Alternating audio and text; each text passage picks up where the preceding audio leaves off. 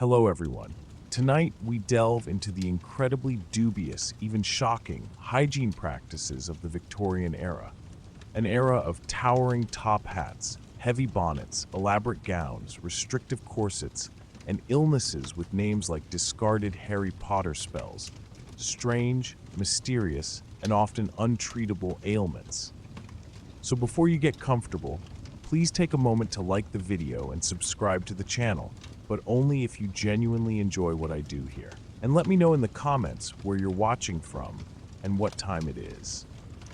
It's always fascinating to see who's joining us from across the globe, from every corner of the world, every nation. Now let's dim the lights, maybe turn on a fan for some ambient background noise, a gentle hum of relaxation, and let's begin tonight's fascinating journey into the past. You awaken to the faint, yet distinctly unpleasant aroma of mildew, thick, heavy air, and a distant whiff of the city's less savory contributions from the street below. A truly offensive odor. This is the Victorian era, meaning your bedroom functions as a fog chamber, a stuffy, damp space, and your mattress contains more straw than a stable, dry, scratchy straw teeming with insects. Naturally, you sleep fully clothed, not because you're cold, but because daily undressing feels like a privilege reserved for the wealthy aristocracy or performers, a luxury afforded only to the upper echelons of society. Your sheets haven't been washed in months, perhaps years, but you console yourself that everyone else is equally unwashed. An itch on your shoulder, perhaps a flea, perhaps a spider, or perhaps your imagination, which has learned to itch in cycles, a persistent, nagging itch. You sit up, stretch, and immediately inhale a cloud of cold dust, a thick haze of dust and grime. The fire has been out all night, but coal dust remains your constant companion, like a loyal dog, but less helpful and far more detrimental to your respiratory system, causing a variety of respiratory illnesses. You glance in the mirror. Your hair resembles a bird's nest, if that bird had anger management issues and access to lard, a matted, tangled mess of hair. There's a water jug on the dresser, coated in a mysterious film, a layer of grime and dust. You splash some on your face. It's cold enough to make you question your life choices. Your skin stings, your eyebrows freeze, and your already struggling hands throw in the towel, admitting defeat to the cold water. You reach for a towel. It's stiff, smells faintly of last week's porridge, an unpleasant, lingering smell, and could be considered a blunt weapon, rough and scratchy to the touch. You dry off, which primarily means redistributing the moisture, just slightly drying your face. Technically, you've washed. Spiritually, you feel marginally cleaner than a chimney sweep, a slightly improved feeling of cleanliness. Outside your window, the city groans awake, a slow and deliberate movement of the populace. The clip-clop of horses' hooves echoes on streets slick with, well, let's just say it's not water. Smoke from chimneys lazily curls into an already grimy sky, a dark gray sky thick with smoke and smog. And someone down the alley is coughing up what you can only assume is a Victorian lung, a truly terrifying sound. You look down at your hands. The grime under your fingernails is decades old, years and years of built-up dirt. The ring of dirt around your neck isn't dirt anymore. It's an accessory, a part of your look. And yet, you're ready to face the day. Because in this world, hygiene isn't about feeling fresh and clean, comfortable and invigorated. It's about surviving until the next cholera outbreak, and doing so with just enough soap to fool polite society, to avoid being ostracized as unclean. Welcome to your morning routine. You've never felt more authentically Victorian. Bathing, theoretically, is a noble pursuit, a virtuous activity.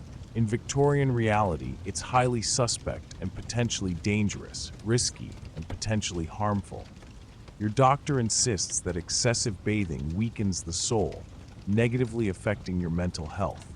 Your aunt whispers that water opens your pores to demons, a dangerous and potentially harmful activity. You nod politely while silently resolving to be half brave today, employing the infamous sponge bath. You stand before the wash basin like a soldier facing a precious jewel, a valuable item. The sponge, stiff, weary, and vaguely bread-like, floats in a bowl of slightly cloudy water, murky and unclear. You don't boil it because the firewood is for soup, not luxury, saving firewood for important meals. The water smells faintly of iron, dust, and possibly something that once lived in a well, old well water. Perfect. You undress just enough to maintain plausible deniability, a sense of modesty. If someone bursts in, you can still claim innocence. In short, nudity is a moral hazard, a significant social risk. Cleanliness may be next to godliness, but you're approaching your choices with considerable humility, a sense of reserve and modesty. You dab the sponge on your face. Cold, always cold. You gasp like a startled goose and mutter something decidedly unsaintly, a swear word or two. You wipe your neck, your armpits, and if you're feeling adventurous, possibly your shins, a daring and risky move. Anything beyond that is considered private property, a deeply personal and private matter. The sponge is starting to smell like you. You try to ignore it, but it undeniably feels alive, holding secrets and sins from previous scrubbings.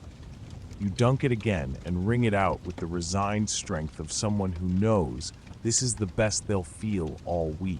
You avoid looking in the mirror during this process, partly out of modesty, mostly because you don't want to see what clean looks like. Besides, the lighting is dim and forgiving, a merciful feature in an era where pores were classified as top secret information. Your hair remains untouched. That's a battle for another day. Shampoo hasn't been invented, and your single bottle of hair tonic smells like pine needles with lavender aspirations. You pretend it's fine. When you're finished, your towel is as damp as your self-esteem. You've managed to refresh yourself in the manner of a cat, hesitant, selective, and under duress. There's a vague sense of pride, however. By 1850 standards, you're positively radiant.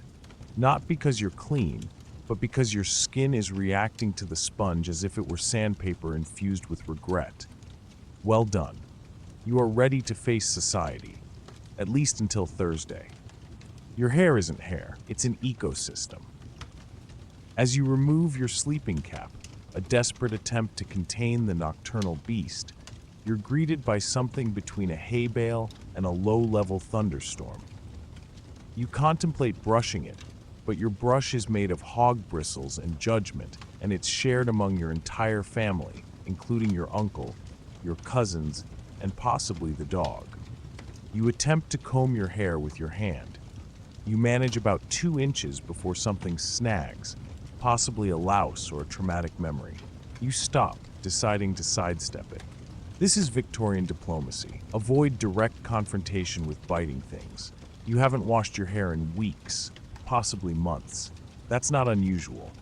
Hair washing is a foreign, even exotic French concept at this point, literally imported and used only by the wealthiest or the suspiciously clean.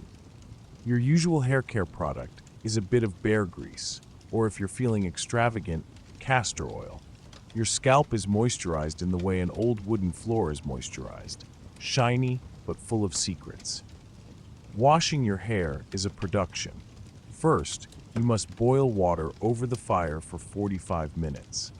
Then, you must find a basin large enough to catch the runoff, but small enough not to look like you're performing witchcraft. You kneel awkwardly over the basin, your neck aching, your self-esteem evaporating, and someone is bound to knock because they need the room to grate turnips. If you're male, you keep your hair short and plastered down with wax because that's the fashion. If you're female, you braid it into a bun large enough to store secrets and hope no one asks how long it's been since it last saw sunlight. A strand of hair here, a comb there, and a prayer to Saint Hygiene, the patron saint of impossible expectations. And the lice. Oh yes, your loyal companions, the faithful companions of the 1800s. Everyone has them. They're the unofficial pets of the 1800s. You scratch, they scurry. Now it's a dance. You've even named one of them. Gerald. You look in the mirror, your hair is shiny, not from cleanliness, but from the uncanny glow of oil, smoke, and societal denial. And you sigh, knowing this is the best you'll achieve. You're not clean, you're Victorian clean. Your mouth is a time capsule, a tiny vessel filled with secret sugar and possibly an incipient abscess. In the Victorian era, oral hygiene is less a practice and more a series of bad decisions compounding upon genetic predispositions. You begin the day with what might be called a toothbrush, though it more closely resembles a small broom or a hedgehog on a stick. The bristles are hog hairs, hardened by time and judgment. You dip it into a powder, a fine blend of chalk, charcoal, and whatever's left in your spice rack. Mint? Not exactly. More like graveyard cinnamon. You carefully scrub your teeth, as if they might complain, because they might. Some are loose. One gave up and chipped last week on a suspect potato. Floss, of course, is non-existent. If something gets stuck between your teeth, you do what any self-respecting Victorian would do. Ignore it until it fossilizes, or you shove it further in with your tongue. If it starts to hurt, you rinse with salt water or gin, depending on how much you value your sobriety that day. If the pain becomes unbearable, say, you start to see sound, you might consider a dentist. But Victorian dentistry is a particular flavor of terror. No anesthetic, no sterile environment, just a strong man with arms like tree trunks and pliers that might have been used on horses. Extractions are done with speed, brawn, and prayer. Fillings, rare and crude. Braces, you're funny. Toothpaste, not commercially available for decades. Whitening strips, yes, in the sense of strategically consuming chalk. You've learned to smile sparingly, not out of politeness, but to avoid revealing the tooth that looks like a haunted relic from a medieval battlefield. Your breath? Well, it smells appropriately era-specific, an appropriate aroma for the time period. And yet, you persevere because everyone's in the same rotting teeth boat. Aristocrats, peasants, poets all share a common dental misery and pretend it's fashionable, a stylish and trendy ailment. You rinse with more water. You spit. Something hard lands in the basin. You don't ask questions. You move on. Because in the Victorian era, your teeth aren't perfect. They simply are. You know what they say, bathing is a quarterly affair, a seasonal event. Perfume becomes a full-time job. You look at the perfume bottle on your dresser. It's a cloudy amber liquid sealed with wax and labeled in a script so ornate it might say Royal Essence or it might say Imperial Essence. It's hard to tell. You uncork it and step back slightly. The scent hits like a cavalry charge. Musk, pine, and a touch of regret. You pour a generous amount into your palm. The burning sensation is immediate. Your hands shriek. Your ancestors stir in their graves, but you persevere, dabbing it on your neck, your wrists, your chest, and, since you're committed, your armpits as well. The perfume promises notes of bergamot and sandalwood. In reality, it smells like a spice rack fighting a small fire in a leather goods shop.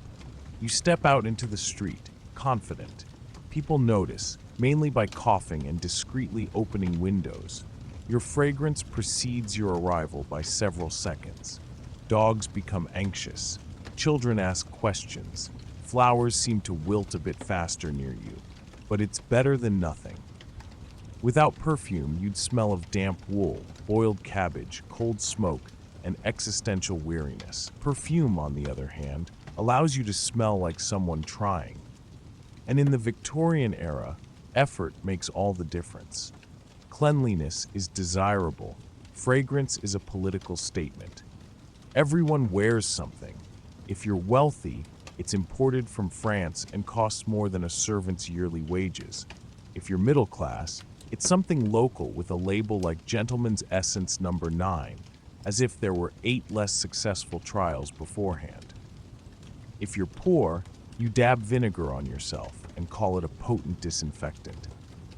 Unfortunately, more is never less. Victorians did not believe in subtlety. A lady might apply so much rosewater she resembles an aromatic ghost. A gentleman might be enveloped in such potent, fiery perfume that standing too close to a fireplace is a risk. You don't just apply fragrance, you deploy it, an offensive strategy. As the perfume settles, the stinging subsides. The world seems less offended. Your scent is now part of the landscape, somewhere between a stable and an apothecary. And yes, your eyes are a bit watery, but that's merely the fragrance of ambition. Finally, you relent. After weeks of subtle hints from loved ones, such as positioning themselves downwind and speaking through handkerchiefs, you decide to visit a public bathhouse. The term public bathhouse suggests civilization, clean marble, perhaps a potted plant. In reality, it's a steamy dungeon run by a man who appears to eat soap for recreation. You hand over your coin, clutching your towel like a shield against the unknown. The air inside is warm, damp, and suspiciously organic.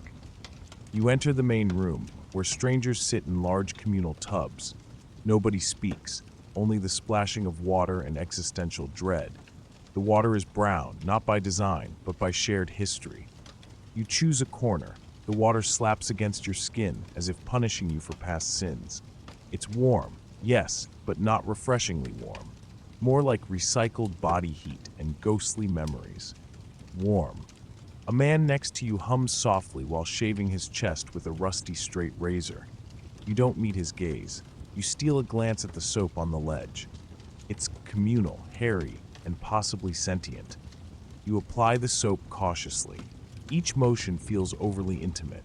You wash under your arms while pretending no one else exists. A child splashes into the tub and is mildly reprimanded, not for hygiene reasons, but for disturbing the flotsam. When you're done, you reach for a towel. It's not your towel. Your towel was stolen 5 minutes ago. The remaining towel is damp and smells faintly of boiled wool and regret. You accept your fate. You dry yourself slowly, like a man losing hope with each pat. Outside, the air touches your skin like rebirth. Technically, you're clean, but spiritually, you're different.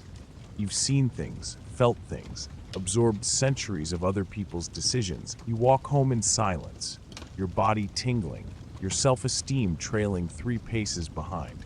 You contemplate building your own bathtub or abandoning bathing altogether and embracing musk and melancholy like everyone else. The public bathhouse has done its job. You're clean, but at what cost?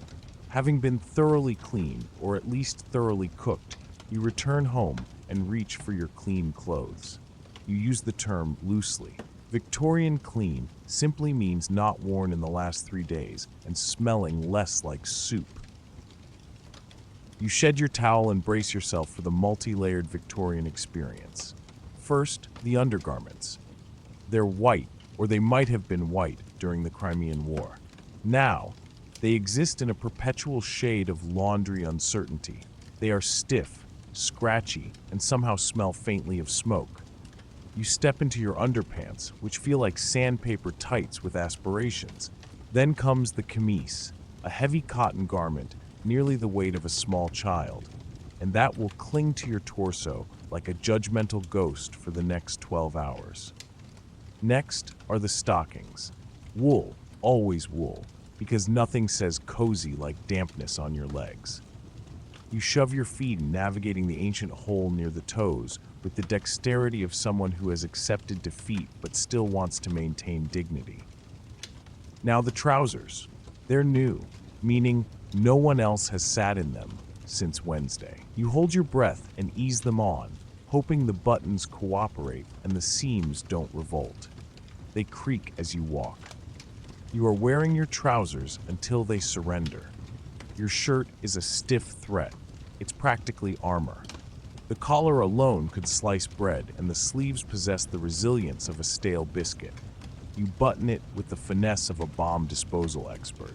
One wrong move, and the fabric might retaliate. Then the waistcoat, then the coat, then the cravat. You are now wearing 5 layers of clothing, none of which breathe.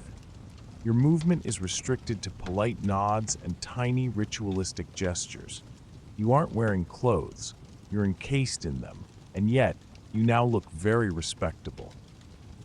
By Victorian standards, you are presentable, smell reasonably pleasant, itch in at least 3 places, and your lungs are still functioning, though the tight cravat is gradually reducing your blood flow to Victorian productivity levels. You step out, ready to face the world. Not comfortable, no. Not thoroughly clean, not technically untouchable, absolutely not, but clean. Let's call it aspirationally clean. There comes a point in every Victorian's day when nature calls, and you, like everyone else, pretend not to hear it. Toilet is not a word spoken aloud. It's whispered, like a scandal or an unsuitable relative. The accepted term is privy, sufficiently detached to imply the experience occurs in another reality, behind a hedge, next to a goose, and nowhere near your delicate sensibilities. Your house has a chamber pot. You know this. You've seen it lurking under the bed like a porcelain fiend. It's decorated on the outside because nothing says romance more than relieving yourself into something covered in violets. You stare at it. It stares back. Not yet. You consider the outhouse. It's in the garden, meaning a full-blown expedition across mud, darkness, and occasional feline fisticuffs. The outhouse itself is a wooden box with a hole in it. More existential concept than actual physical structure. No seat, no privacy, just you, the wind, your thoughts, and the scent. Victorian plumbing is still primarily a philosophical debate. If you're fortunate enough to possess a flushing toilet, it's probably in a separate outbuilding and powered by pure optimism. Most waste ends up in cesspools, emptied by night soil men, experts who somehow sleep soundly at night despite the literal and horrific nature of their jobs. You try not to think about it. You try not to breathe through your nose. You hover over the seat like a startled goat. You regret every decision that has led you to this moment. You finish quickly, efficiently, spiritually bruised. Back inside, you wash your hands, or at least vaguely wipe them with a damp cloth. Soap exists, but it's usually reserved for guests or high Sundays. Hygiene, anyway, is more about presentation than practice. You don't tell anyone what you've been through. The privy is not discussed. No one asks, no one tells. It's an unspoken contract between all survivors. You return to your work. You drink less water. You tighten physically and emotionally. Because in the Victorian era, bravery isn't charging into battle. It's holding it in until Tuesday. Finally, the day is done. You've survived questionable soap, communal baths, a public privy, and undergarments with the stiffness of aged parchment. You are now heading towards a sanctuary, your bed. Unfortunately, your bed has other plans. From afar, it looks inviting, a mound of soft blankets and strawy promises. Up close, however, it's a battlefield. The sheets haven't been washed since Queen Victoria was Princess Victoria, and the mattress has the structural integrity of a soggy biscuit. You lift the covers and immediately feel the familiar dread. The itching hasn't even begun, but your body remembers. You lie down. Straw pokes your spine in 13 unique places. You shift. The bed creaks as if complaining. Then the nightly parade begins slowly. First, the fleas. Bold, relentless, and slightly arrogant. They work in teams. One distracts your ankles, while another ambushes your neck. You swat blindly like a sleep-deprived conductor trying to quell an invisible orchestra. Then the lice, the aristocracy of the insect underworld. They've established a small but thriving community within your pillow stuffing. Occasionally, they throw a party, and you are the main course. You try to sleep, but your body is now a buffet. Somewhere between scratching and questioning your life choices, you recall your neighbor mentioning bedbugs. You thought he was exaggerating. You were wrong. They are real. They are here, and they are organized. The solution? Burn the bed. Move to the floor. Become nocturnal. Anything but this. But of course, you do none of these things because this is the Victorian era. Everyone's bed bites, everyone itches. Complaining would only make you seem dramatic, and God forbid a Victorian be dramatic. So you lie still, a noble sufferer in your woolen nightclothes. Tomorrow you will dust the sheets with chalk or vinegar or crushed peppermint, whatever the local apothecary recommends. Tonight, you endure, eyes closed, skin crawling, self-respect intact. Eventually, sleep does arrive, not because the bed is comfortable, but because your nervous system has given up. You dream of modern mattresses, showers, and anti-itch cream. But for now, welcome to the Victorian bedtime. You, the insects, and a symphony of scratching. Bathing. Singular, weekly, ritual. An event planned with the solemnity of a royal coronation and the practicality of managing livestock. You are not simply bathing.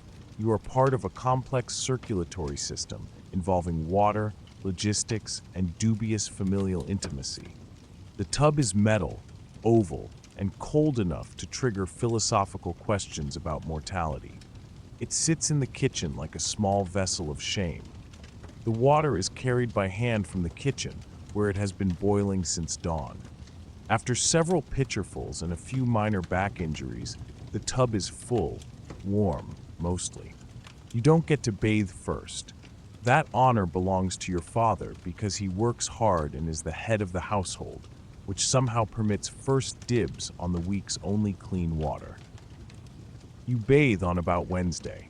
By the time it's your turn, the bathwater has achieved a sophisticated level of murkiness. It resembles weak tea left in a puddle. There's a distinct film on top, like the skin of an old pudding. You try not to disturb it, but it follows you like shame, only slightly warmer. You undress behind a towel held up by your siblings. You hope they aren't looking. They are looking. You step in. The water is lukewarm, the bottom muddy, and you instantly regret being born in the 19th century. You wash quickly with the communal bar of soap, a gritty stone that serves as exfoliant, disinfectant, and psychological trauma. There's a hair on it. You pretend it's yours. It's not. Then you rinse, meaning you pour slightly cleaner water over your head and hope gravity is feeling generous today. No shampoo. Your scalp is now lemon-scented despair. Then you dry with the communal towel. It's damp from everyone. It smells mournful. You dab, not rub, to avoid imbibing the moisture of other people's childhoods. You dress behind that same towel. Your siblings grimace. You try not to cry. And that's bath day. Next week, you might bathe on Tuesday if your brother gets caught swearing again. In the meantime, you rely on perfume, denial, and prayers that in-house plumbing becomes fashionable. You awaken and sneeze, possibly from dust, possibly from a flea bite, possibly from the air itself, which seems to be composed of equal parts coal and passive-aggressive smog. You contemplate seeking medical advice, not because you believe it will help, but because it's either that or crawl into your straw mattress and become one with the bedbugs. You meet the Victorian doctor, a man with magnificent whiskers and a complete lack of understanding of germ theory. He looks at your pale, slightly blotchy face and nods sagely. "Ah, yes," he says. "Humors." Then he prescribes something vague like fresh air or less excitement, as if your body has simply chosen to misbehave out of boredom. You mention that you haven't bathed in a while. He raises an eyebrow. You don't want to be too clean, he warns. Water opens the pores, leading to illness. Dirt, on the other hand, dirt is nature's barricade. He says this while stirring mercury into a tonic. You drink it. You aren't sure why. Next, he suggests bloodletting. It's not because you're bleeding. It's because you're not bleeding. Apparently, balance must be restored through leeches or knives, depending on how jovial he's feeling that day. You politely decline. He frowns and suggests laudanum instead. Not all is bad. He hands you a small bottle of laudanum and tells you to drink as much as you feel necessary. You will feel nothing or everything. Either way, you'll stop complaining about your cough. You ask about soap. He chuckles as if you've suggested witchcraft. Too clean, he explains, will weaken your constitution. He pats your shoulder, leaving a small smudge of coal dust. A little dirt hardens the spirit. You leave his office 2 pounds lighter and 6 times more confused. Back home, you stare at your dirty hands. You want to wash them. You also don't want to be labeled a maniac or French. So instead, you sit by the fire and sip the laudanum tonic, which tastes vaguely of despair and raisins. Your nose still runs, but you no longer care because in Victorian England, the cure is often worse than the disease. But at least it comes in a charming little bottle. You wake, pull the covers from your face, and are immediately greeted by that familiar, quiet truth. You are still wearing the undergarments you donned last Sunday. In Victorian England, this is not a personal failing. It's standard protocol. Undergarments, or as your housekeeper politely calls them, unspeakable things, are not laundered with the frequency of, say, sin or curtains. Weekly changes are considered proactive. Twice a week is suspiciously French. You own precisely 3 sets. One is currently simmering in lye water. The second is stiffening on the clothesline like a surrendering ghost. And the third? Oh yes, you are wearing that one now. It's made of wool. Not soft wool.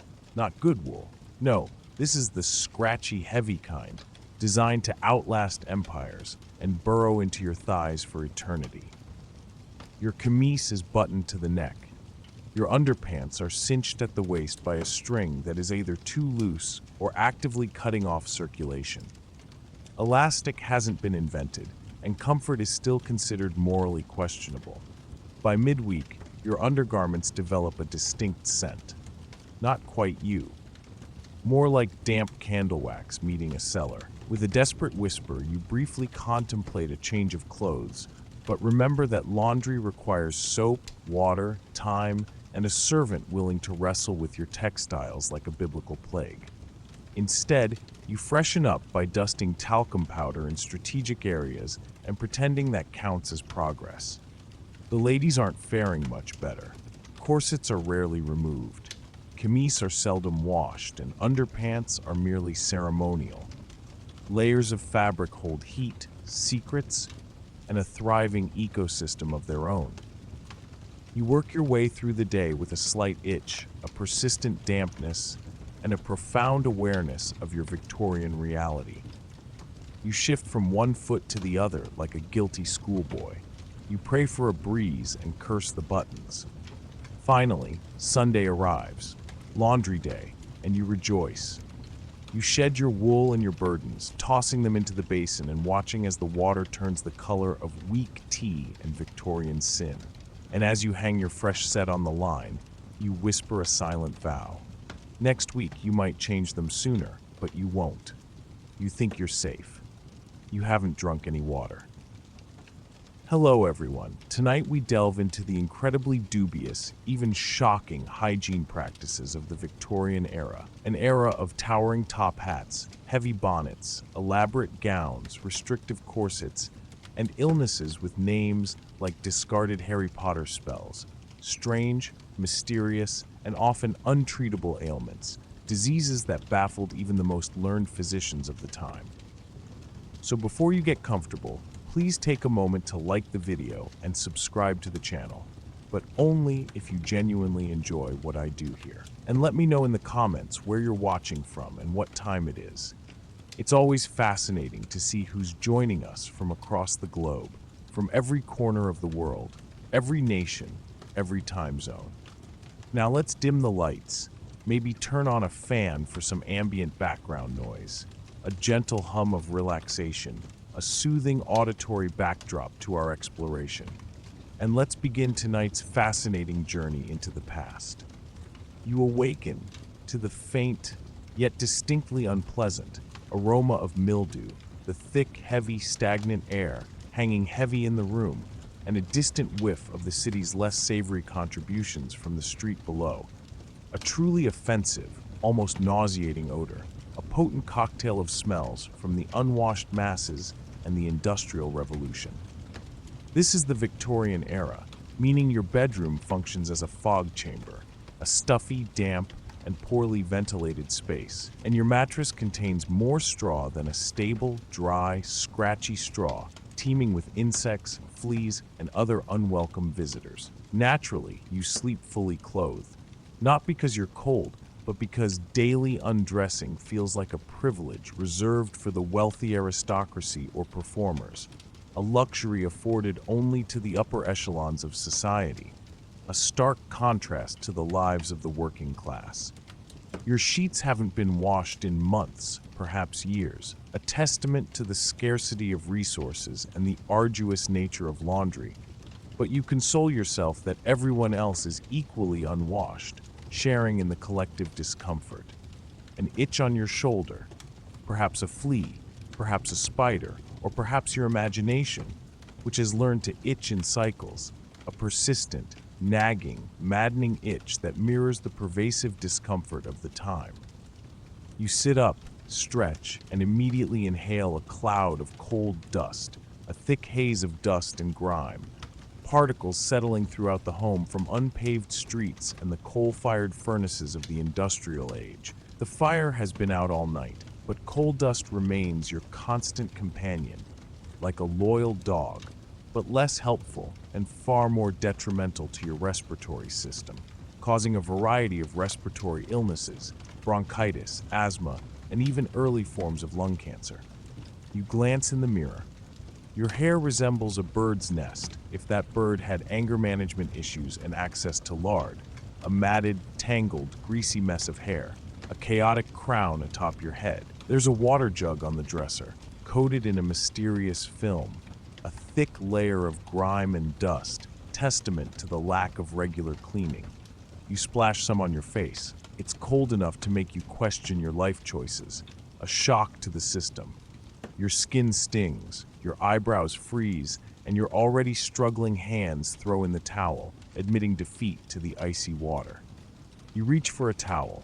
It's stiff, smells faintly of last week's porridge, an unpleasant, lingering smell that clings tenaciously to the fibers and could be considered a blunt weapon, rough and scratchy to the touch, hardly fit for the delicate task of drying. You dry off, which primarily means redistributing the moisture, just slightly drying your face, hardly improving the situation. Technically, you've washed. Spiritually, you feel marginally cleaner than a chimney sweep. A slightly improved, yet still minimal, feeling of cleanliness. Outside your window, the city groans awake, a slow and deliberate movement of the populace, the sounds of life in the bustling metropolis beginning their day. The clip-clop of horses' hooves echoes on streets slick with, well, let's just say it's not water, a mix of mud, horse dung, and other unsavory urban runoff. Smoke from chimneys lazily curls into an already grimy sky, a dark gray sky thick with smoke and smog, the pervasive air pollution choking the city. And someone down the alley is coughing up what you can only assume is a Victorian lung, a truly terrifying sound, a chronic cough that speaks of years of respiratory distress. You look down at your hands. The grime under your fingernails is decades old, years and years of built-up dirt, a visible testament to a lifetime of labor and neglect. The ring of dirt around your neck isn't dirt anymore. It's an accessory, a part of your look, a badge of honor earned through relentless work and a life lived in the heart of the industrial city. And yet, you're ready to face the day. Because in this world, hygiene isn't about feeling fresh and clean, comfortable and invigorated. It's about surviving until the next cholera outbreak, and doing so with just enough soap to fool polite society, to avoid being ostracized as unclean, to maintain the appearance of respectability in a world rife with disease. Welcome to your morning routine. You've never felt more authentically Victorian. Bathing, theoretically, is a noble pursuit, a virtuous activity, a sign of cleanliness and health. In Victorian reality, it's highly suspect and potentially dangerous, risky and potentially harmful, a practice viewed with suspicion by many.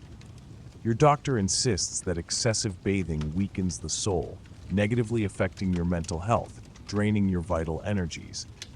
Your aunt whispers that water opens your pores to demons, a dangerous and potentially harmful activity, inviting malevolent spirits into your body. You nod politely while silently resolving to be half brave today, employing the infamous sponge bath, a compromise between cleanliness and the prevailing medical beliefs of the time. You stand before the wash basin like a soldier facing a precious jewel, a valuable item.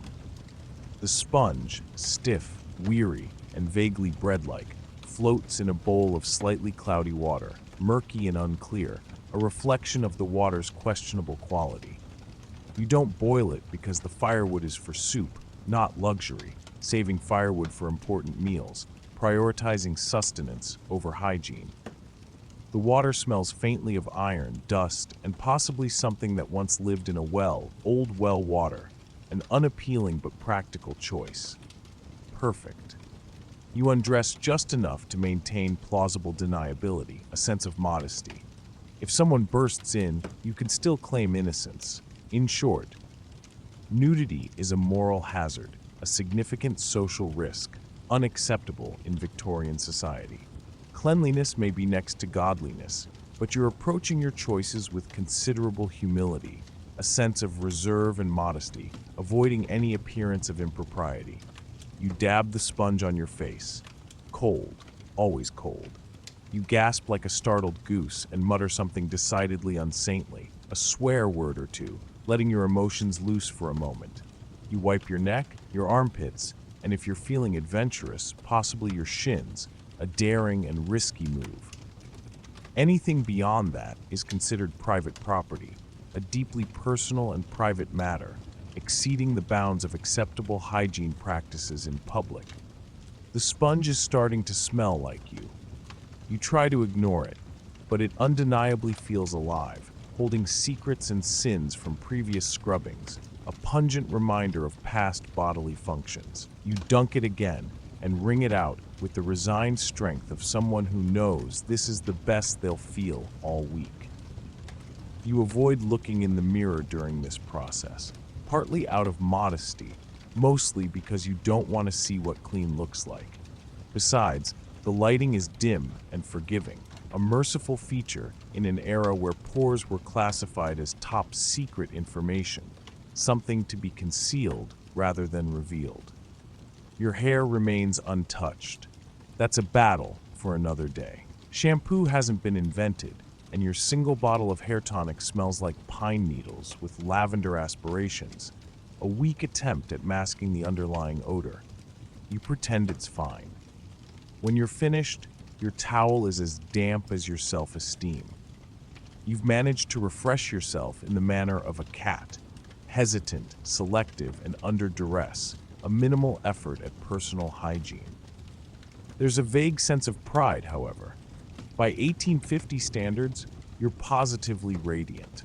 Not because you're clean, but because your skin is reacting to the sponge as if it were sandpaper infused with regret, a testament to the harshness of the process. Well done. You are ready to face society, at least until Thursday. Your hair isn't hair, it's an ecosystem.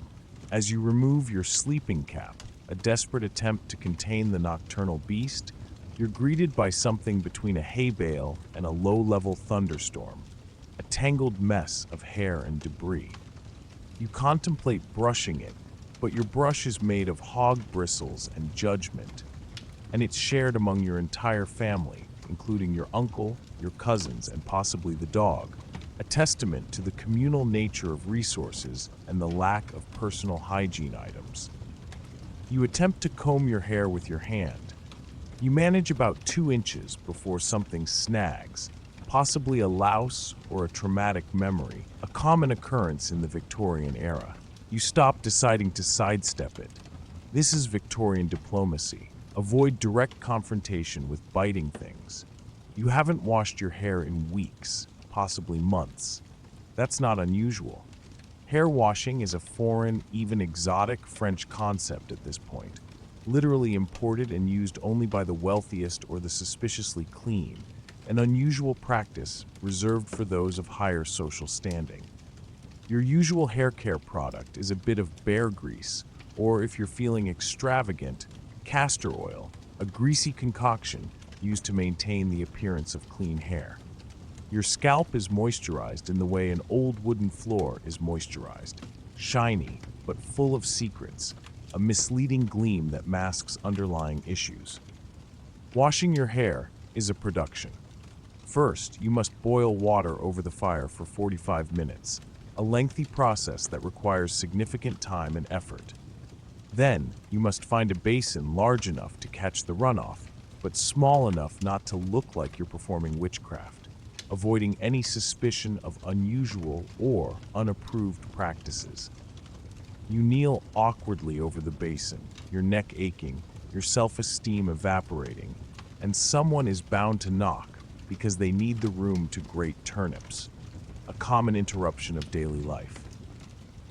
If you're male, you keep your hair short and plastered down with wax because that's the fashion, a practical choice for men in the workforce. If you're female, you braid it into a bun large enough to store secrets and hope no one asks how long it's been since it last saw sunlight, a way to conceal dirt and neglect within a fashionable hairstyle. A strand of hair here, a comb there, and a prayer to Saint Hygiene, the patron saint of impossible expectations, a deity invoked in moments of personal hygiene desperation. And the lice. Oh yes, your loyal companions, the faithful companions of the 1800s. Everyone has them. They're the unofficial pets of the 1800s. You scratch, they scurry. Now it's a dance. You've even named one of them. Gerald. You look in the mirror.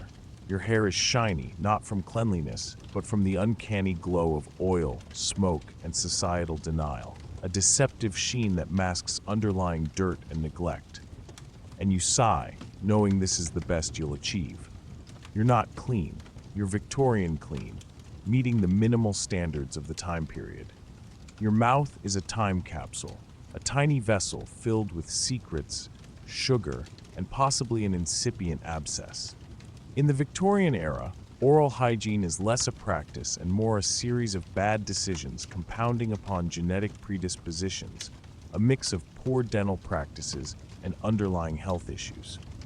You begin the day with what might be called a toothbrush, though it more closely resembles a small broom or a hedgehog on a stick. The bristles are hog hairs, hardened by time and judgment, a crude instrument of dental hygiene. You dip it into a powder, a fine blend of chalk, charcoal, and whatever's left in your spice rack. Mint? Not exactly. More like graveyard cinnamon, a pungent concoction far removed from modern dental hygiene products. You carefully scrub your teeth as if they might complain, because they might. Some are loose. One gave up and chipped last week on a suspect potato, a testament to the poor quality of food and the resulting dental issues. Floss, of course, is non-existent. If something gets stuck between your teeth, you do what any self-respecting Victorian would do. Ignore it until it fossilizes, or you shove it further in with your tongue, ignoring the problem rather than addressing it. If it starts to hurt, you rinse with salt water or gin, depending on how much you value your sobriety that day. A desperate attempt at pain relief using readily available ingredients. If the pain becomes unbearable, say, you start to see sound, you might consider a dentist. But Victorian dentistry is a particular flavor of terror. No anesthetic, no sterile environment, just a strong man with arms like tree trunks and pliers that might have been used on horses, a terrifying procedure fraught with pain and danger. Extractions are done with speed, brawn, and prayer. Fillings, rare and crude. Braces, you're funny. Toothpaste, not commercially available for decades. Whitening strips, yes, in the sense of strategically consuming chalk, a crude and ineffective method of teeth whitening. You've learned to smile sparingly, not out of politeness, but to avoid revealing the tooth that looks like a haunted relic from a medieval battlefield, a common occurrence in the Victorian era. Your breath? Well, it smells appropriately era-specific, an appropriate aroma for the time period. a lingering smell that reflects the poor dental hygiene of the era. And yet, you persevere because everyone's in the same rotting teeth boat. Aristocrats, peasants, poets all share a common dental misery and pretend it's fashionable, a stylish and trendy ailment, a shared burden that unites all social classes. You rinse with more water. You spit. Something hard lands in the basin. You don't ask questions. You move on. Because in the Victorian era, your teeth aren't perfect. They simply are, a reflection of the limitations of the time period. You know what they say. Bathing is a quarterly affair, a seasonal event, a rare occurrence in the Victorian era. Perfume becomes a full-time job. You look at the perfume bottle on your dresser. It's a cloudy amber liquid sealed with wax and labeled in a script so ornate it might say Royal Essence or it might say Imperial Essence. It's hard to tell. You uncork it and step back slightly. The scent hits like a cavalry charge. Musk, pine, and a touch of regret. You pour a generous amount into your palm. The burning sensation is immediate. Your hands shriek. Your ancestors stir in their graves, but you persevere, dabbing it on your neck, your wrists, your chest, and since you're committed, your armpits as well, a heavy application designed to mask underlying odors. The perfume promises notes of bergamot and sandalwood. In reality, it smells like a spice rack fighting a small fire in a leather goods shop, a powerful and pungent scent that attempts to overcome the underlying odors of the era. You step out into the street, confident. People notice, mainly by coughing and discreetly opening windows, a reaction to the strong and overpowering scent of perfume. Dogs become anxious. Children ask questions. Flowers seem to wilt a bit faster near you. But it's better than nothing. Without perfume, you'd smell of damp wool, boiled cabbage, cold smoke, and existential weariness, a potent mix of unsavory smells. Perfume, on the other hand, allows you to smell like someone trying, and in the Victorian era, effort makes all the difference. Cleanliness is desirable. Fragrance is a political statement, a way to assert social standing and status. Everyone wears something. If you're wealthy, it's imported from France and costs more than a servant's yearly wages, a luxurious and expensive scent. If you're middle class, it's something local with a label like Gentleman's Essence No. 9, as if there were 8 less successful trials beforehand. A more affordable and less prestigious scent.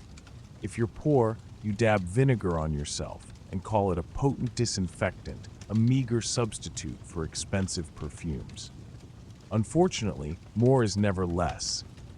Victorians did not believe in subtlety. A lady might apply so much rosewater she resembles an aromatic ghost. A gentleman might be enveloped in such potent fiery perfume that standing too close to a fireplace is a risk, a potent scent that fills the room. You don't just apply fragrance, you deploy it, an offensive strategy, a powerful and pervasive scent that leaves its mark. As the perfume settles, the stinging subsides. The world seems less offended. Your scent is now part of the landscape, somewhere between a stable and an apothecary, a unique and memorable aroma. And yes, your eyes are a bit watery, but that's merely the fragrance of ambition, a testament to your efforts to maintain an appearance of respectability. Finally, you relent. After weeks of subtle hints from loved ones, such as positioning themselves downwind and speaking through handkerchiefs, you decide to visit a public bathhouse, a desperate attempt to achieve a level of cleanliness. The term public bathhouse suggests civilization, clean marble, perhaps a potted plant.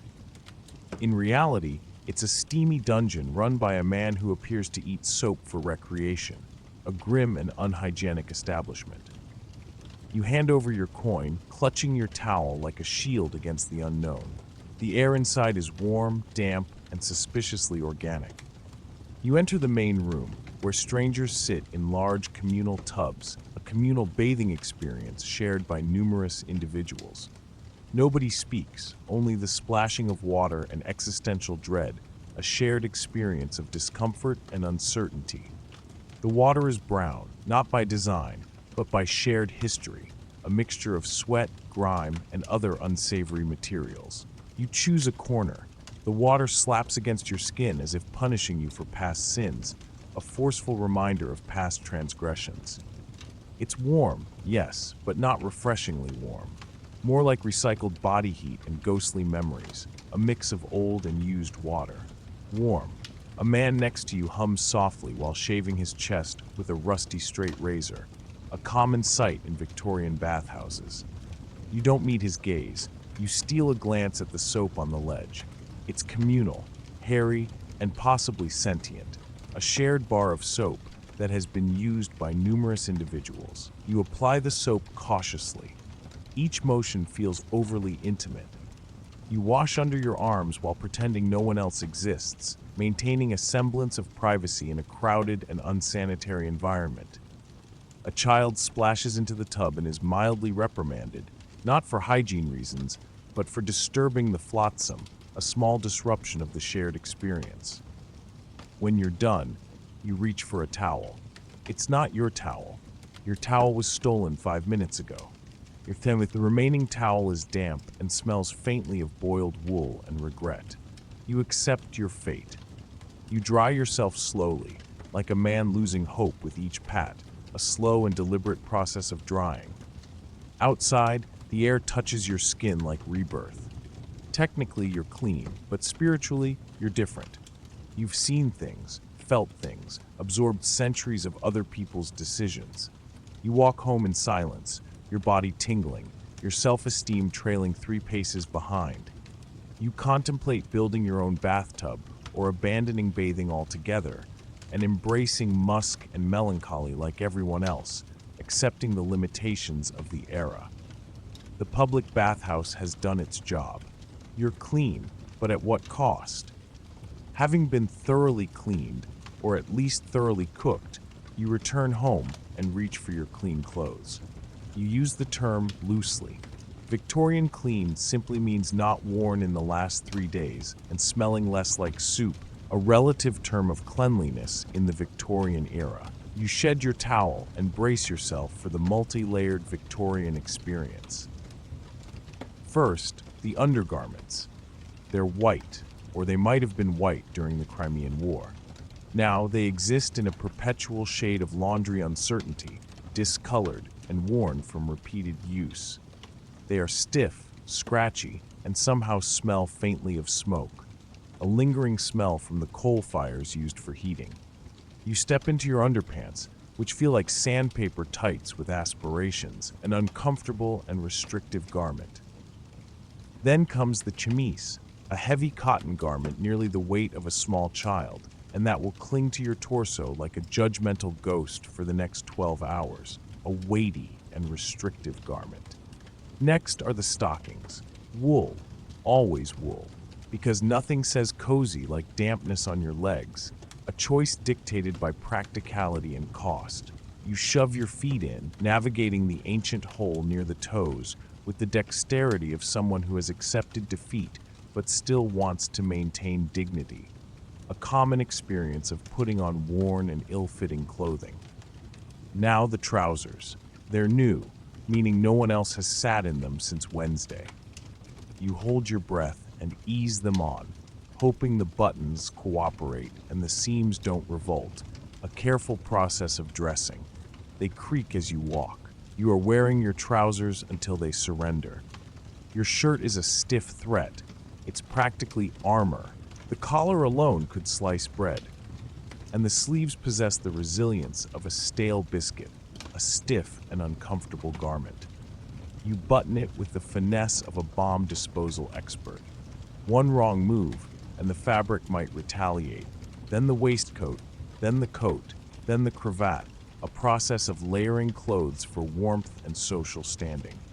You are now wearing 5 layers of clothing, none of which breathe. Your movement is restricted to polite nods and tiny ritualistic gestures. You aren't wearing clothes, you're encased in them, and yet you now look very respectable. By Victorian standards, you are presentable, smell reasonably pleasant, itch in at least 3 places, and your lungs are still functioning, though the tight cravat is gradually reducing your blood flow to Victorian productivity levels, a consequence of restrictive clothing. You step out, ready to face the world. Not comfortable, no. Not thoroughly clean, not technically untouchable, absolutely not, but clean. Let's call it aspirationally clean, a relative term of cleanliness. There comes a point in every Victorian's day when nature calls, and you, like everyone else, pretend not to hear it, a common experience in the Victorian era. Toilet is not a word spoken aloud. It's whispered, like a scandal or an unsuitable relative, a taboo subject. The accepted term is privy, sufficiently detached to imply the experience occurs in another reality, behind a hedge, next to a goose, and nowhere near your delicate sensibilities, a euphemism used to avoid discussing a sensitive topic. Your house has a chamber pot. You know this. You've seen it lurking under the bed like a porcelain fiend, a common sight in Victorian homes. It's decorated on the outside because nothing says romance more than relieving yourself into something covered in violets, a decorative container that masks its purpose. You stare at it. It stares back. You decide. Not yet. You consider the outhouse.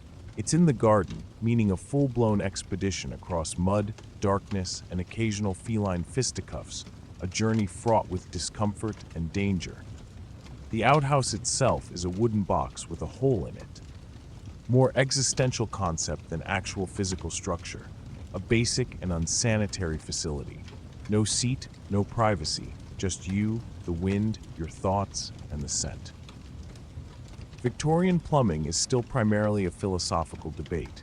If you're fortunate enough to possess a flushing toilet, it's probably in a separate outbuilding and powered by pure optimism, a luxury enjoyed by few. Most waste ends up in cesspools, emptied by night soilmen, experts who somehow sleep soundly at night, despite the literal and horrific nature of their jobs, a dangerous and unpleasant task. You try not to think about it. You try not to breathe through your nose. You hover over the seat like a startled goat. You regret every decision that has led you to this moment. You finish quickly, efficiently, spiritually bruised.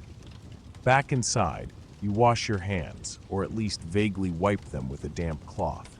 Soap exists, but it's usually reserved for guests or high Sundays, a rare resource used only on special occasions. Hygiene, anyway, is more about presentation than practice, a social performance rather than a personal commitment to hygiene. You don't tell anyone what you've been through. The privy is not discussed. No one asks, no one tells. It's an unspoken contract between all survivors, a shared experience that is not discussed in polite society. You return to your work, you drink less water, you tighten physically and emotionally, because in the Victorian era, bravery isn't charging into battle.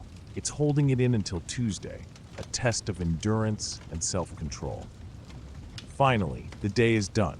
You've survived questionable soap, communal baths, a public privy, and undergarments with the stiffness of aged parchment. You are now heading towards a sanctuary, your bed. Unfortunately, your bed has other plans. From afar, it looks inviting, a mound of soft blankets and strawy promises. Up close, however, it's a battlefield. The sheets haven't been washed since Queen Victoria was Princess Victoria, and the mattress has the structural integrity of a soggy biscuit, a filthy and uncomfortable bed.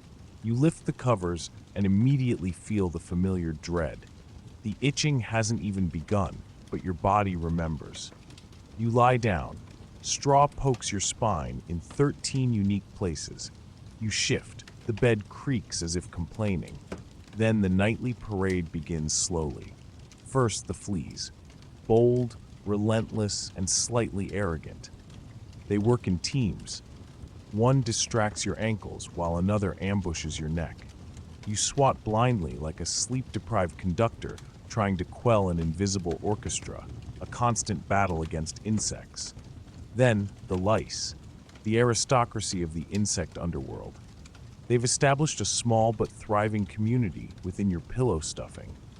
Occasionally, they throw a party, and you are the main course.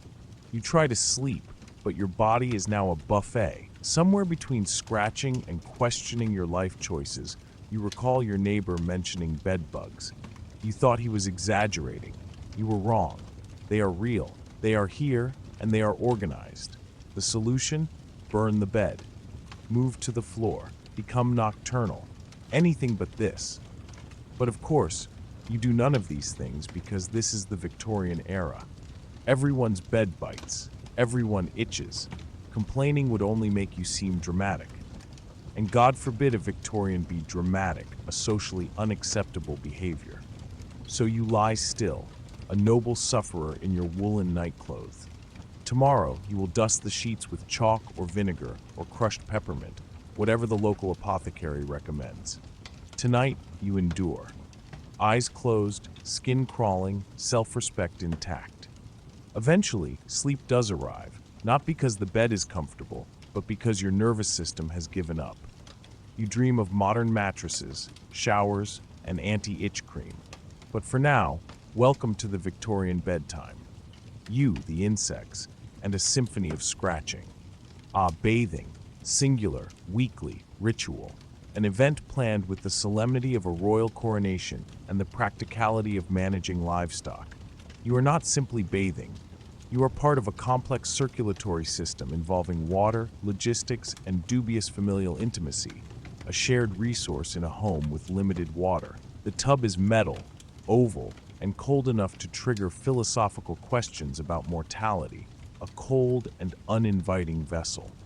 It sits in the kitchen like a small vessel of shame, a visible reminder of the limited hygiene practices of the era.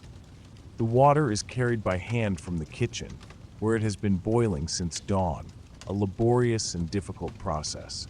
After several pitcherfuls and a few minor back injuries, the tub is full, warm mostly. You don't get to bathe first. That honor belongs to your father because he works hard and is the head of the household, which somehow permits first dibs on the week's only clean water, a reflection of social hierarchy and resource allocation. You bathe on about Wednesday. By the time it's your turn, the bathwater has achieved a sophisticated level of murkiness. It resembles weak tea left in a puddle, a collection of used bathwater. There's a distinct film on top, like the skin of an old pudding, a layer of grime on top of the water. You try not to disturb it, but it follows you like shame, only slightly warmer, a constant reminder of the unhygienic conditions. You undress behind a towel held up by your siblings. You hope they aren't looking. They are looking. You step in. The water is lukewarm, the bottom muddy, and you instantly regret being born in the 19th century, a disappointing and unsanitary experience. You wash quickly with the communal bar of soap, a gritty stone that serves as exfoliant, disinfectant, and psychological trauma, a shared and worn bar of soap. There's a hair on it. You pretend it's yours. It's not. Then you rinse, meaning you pour slightly cleaner water over your head and hope gravity is feeling generous today. A minimal effort at rinsing. No shampoo. Your scalp is now lemon-scented despair, a faint scent masking underlying dirt and neglect. Then you dry with the communal towel. It's damp from everyone. It smells mournful. You dab, not rub, to avoid imbibing the moisture of other people's childhoods, a careful process of drying. You dress behind that same towel. Your siblings grimace. You try not to cry, and that's bath day. Next week, you might bathe on Tuesday if your brother gets caught swearing again, a contingent event that depends on social circumstances. In the meantime, you rely on perfume, denial, and prayers that in-house plumbing becomes fashionable, a hopeful wish for improved living conditions. You awaken and sneeze, possibly from dust, possibly from a flea bite, possibly from the air itself, which seems to be composed of equal parts coal and passive-aggressive smog, a common occurrence in the Victorian era. You contemplate seeking medical advice, not because you believe it will help, but because it's either that or crawl into your straw mattress and become one with the bed bugs, a desperate decision between seeking medical attention and suffering in silence. You meet the Victorian doctor, a man with magnificent whiskers and a complete lack of understanding of germ theory, a common characteristic of Victorian physicians. He looks at your pale, slightly blotchy face and nods sagely. "Ah, yes," he says, "humors." Then he prescribes something vague like fresh air or less excitement, as if your body has simply chosen to misbehave out of boredom, a simplistic and inaccurate diagnosis. You mention that you haven't bathed in a while. He raises an eyebrow. You don't want to be too clean, he warns. Water opens the pores, leading to illness. Dirt, on the other hand, dirt is nature's barricade, a common belief in the Victorian era. He says this while stirring mercury into a tonic. You drink it. You aren't sure why. Next, he suggests bloodletting. It's not because you're bleeding, it's because you're not bleeding. Apparently, balance must be restored through leeches or knives, depending on how jovial he's feeling that day, a common medical practice of the time. You politely decline. He frowns and suggests laudanum instead. Not all is bad. He hands you a small bottle of laudanum and tells you to drink as much as you feel necessary. You will feel nothing or everything. Either way, you'll stop complaining about your cough, a solution that addresses the symptom rather than the underlying cause. You ask about soap. He chuckles as if you've suggested witchcraft. Too clean, he explains, will weaken your constitution, a common Victorian belief. He pats your shoulder, leaving a small smudge of coal dust. A little dirt hardens the spirit. You leave his office 2 pounds lighter and 6 times more confused. Back home, you stare at your dirty hands. You want to wash them. You also don't want to be labeled a maniac or French. So instead, you sit by the fire and sip the laudanum tonic, which tastes vaguely of despair and raisins, a bitter and potentially dangerous remedy. Your nose still runs, but you no longer care because in Victorian England is often worse than the disease. But at least it comes in a charming little bottle, a testament to the Victorian emphasis on aesthetics. You wake, pull the covers from your face, and are immediately greeted by that familiar, quiet truth. You are still wearing the undergarments you donned last Sunday. In Victorian England, this is not a personal failing. It's standard protocol. Undergarments, or as your housekeeper politely calls them, unspeakable things, are not laundered with the frequency of, say, sin or curtains. Infrequent laundering of undergarments was the norm. Weekly changes are considered proactive. Twice a week is suspiciously French, an unusual and extravagant practice. You own precisely 3 sets. One is currently simmering in lye water. The second is stiffening on the clothesline like a surrendering ghost. And the third, oh yes, you are wearing that one now. It's made of wool. Not soft wool, not good wool. No, this is the scratchy, heavy kind, designed to outlast empires and burrow into your thighs for eternity. Harsh and uncomfortable wool undergarments. Your camise is buttoned to the neck. Your underpants are cinched at the waist by a string that is either too loose or actively cutting off circulation. Elastic hasn't been invented, and comfort is still considered morally questionable, a lack of modern conveniences. By midweek, your undergarments develop a distinct scent. Not quite you. More like damp candle wax meeting a cellar, a pungent and unappealing smell.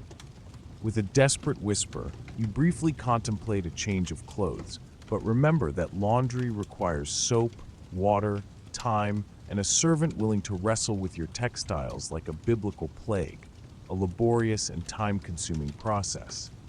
Instead, you freshen up by dusting talcum powder in strategic areas and pretending that counts as progress, a minimal effort at masking underlying odors. The ladies aren't faring much better. Corsets are rarely removed. Chemises are seldom washed, and underpants are merely ceremonial. Layers of fabric hold heat, secrets, and a thriving ecosystem of their own.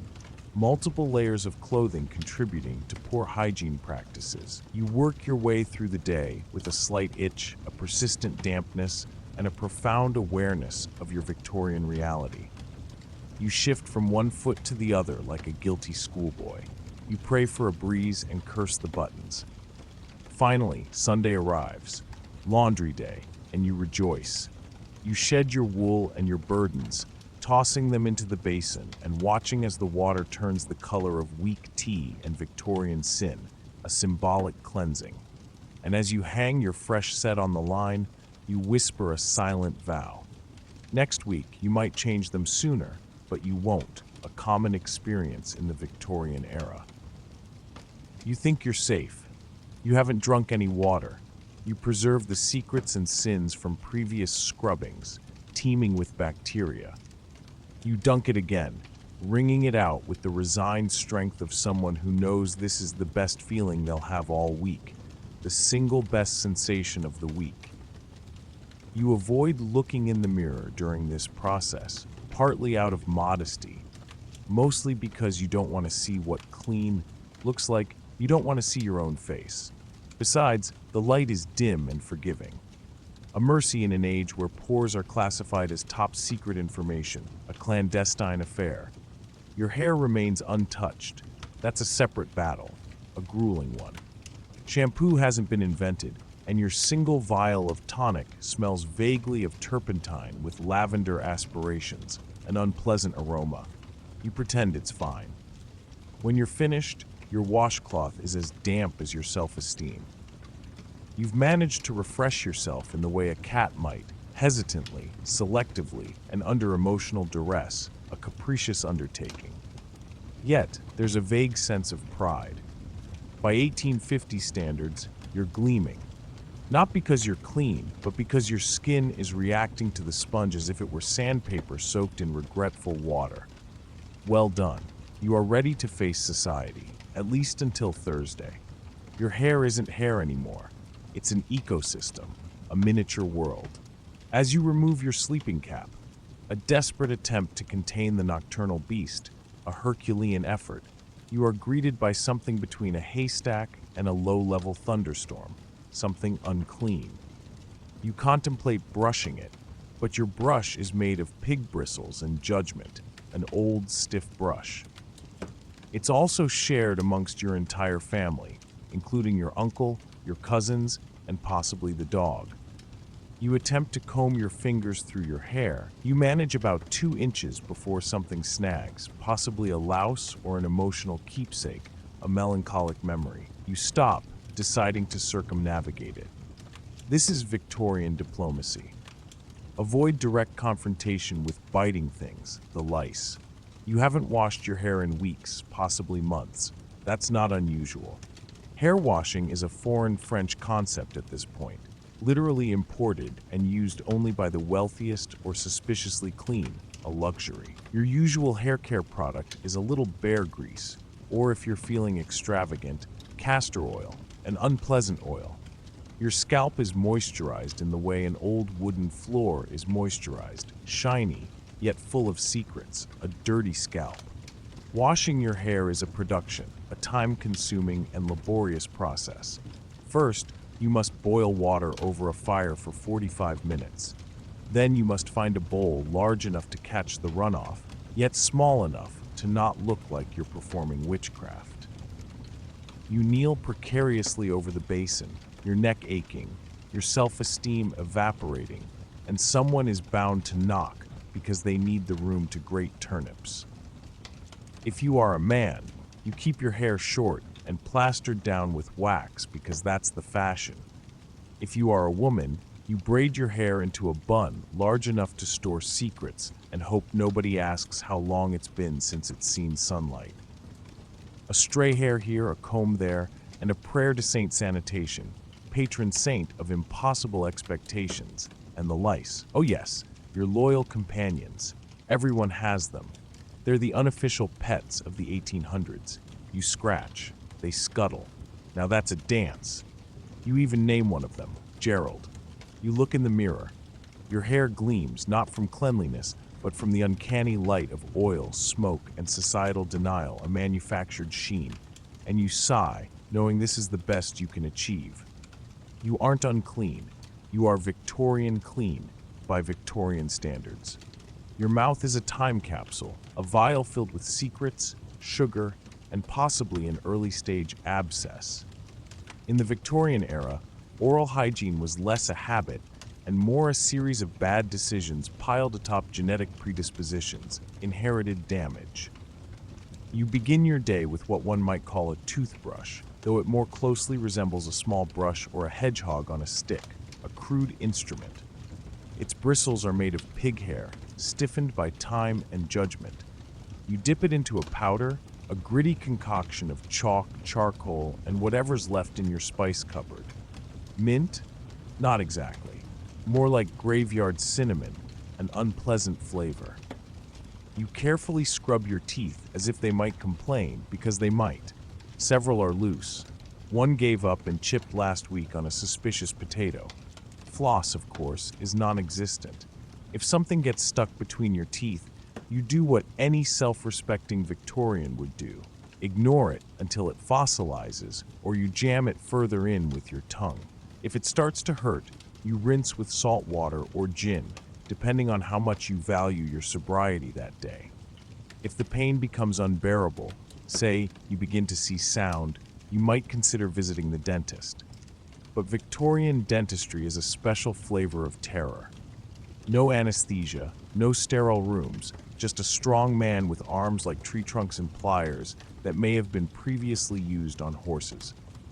Tooth extractions are performed with speed, muscle, and prayer. Fillings, rare and crude. Braces, you're hilarious. Toothpaste, unavailable commercially for several more decades. Whitening strips, yes, in the sense of eating chalk to technically brighten your teeth. You've learned to smile sparingly, not out of politeness, but to avoid revealing the fact that said tooth looks like a haunted relic from a medieval battlefield, an unsightly tooth. Your breath, well, it smells appropriately for the era. And yet, you persevere because everyone is in the same rotting tooth boat. Noblemen, peasants, poets all share a common dental misery and pretend it's fashionable. You rinse with more water, you spit, something hard falls into the basin. You don't question it, you move on. Because in the Victorian era, your teeth aren't perfect, they simply are. You know what they say about bathing being a quarterly affair. Scent becomes a full-time job. You look at the perfume bottle on your dressing table. It's a cloudy amber liquid sealed with wax and labeled in a flourish of script that might say royal essence or might say imperial extract. Hard to say. You uncork it and recoil slightly. The fragrance hits like a cavalry charge, musk, turpentine, and a hint of regret. You pour a generous amount into your palm. The burning sensation is immediate. Your hands scream. Your ancestors flinch in their graves, but you persevere, dabbing it on your neck, wrists, chest, and since you've committed, your armpits as well. The perfume promises notes of bergamot and sandalwood. In reality, it smells like a spice rack fighting a fire in a leather goods store, a potent, unpleasant aroma. You step out into the street, confident. People notice, mostly by coughing and discreetly opening windows. Your scent precedes your presence by several seconds before you actually arrive. Dogs become anxious. Children ask questions. Flowers seem to wilt a little faster near you, but it's better than nothing. Without perfume, you would smell of damp wool, boiled cabbage, cold smoke, and existential weariness. Perfume, on the other hand, allows you to smell like someone who is trying. And in the Victorian era, effort determined everything. Cleanliness was aspirational. Fragrance was a political statement, a declaration of social standing. Everyone wore something. If you were wealthy, it was imported from France and cost more than a servant's yearly wages. If you were middle class, it was something local with a brand name like Gentleman's Essence No. 9, as if there had been 8 previous less successful attempts. If you were poor, you dabbed vinegar on yourself and called it a potent disinfectant. Unfortunately, more was never less. Victorians didn't believe in subtlety.